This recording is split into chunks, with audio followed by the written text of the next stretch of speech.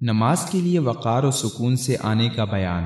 عن ابی ہریرہ رضی اللہ عنہ قال سمعت رسول اللہ صلی اللہ علیہ وسلم يقول اذا اقیمت الصلاة فلا تأتوها تسعون وأتوها تمشون عليكم السكينة فما أدركتم فصلوا وما فاتكم فأتموا۔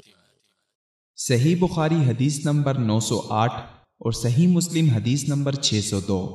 حضرت ابو ہریرہ رضی اللہ عنہ بیان کرتے ہیں کہ میں نے رسول اللہ صلی اللہ علیہ وسلم کو یہ کہتے ہوئے سنا، جب نماز کے لیے تکبیر کہی جائے تو دوڑتے ہوئے مت آؤ، بلکہ اپنی معمولی رفتار سے آؤ، پورے اطمینان کے ساتھ۔ پھر نماز کا جو حصہ امام کے ساتھ پالو اسے پڑھ لو، اور جو رہ جائے اسے بعد میں پورا کرو۔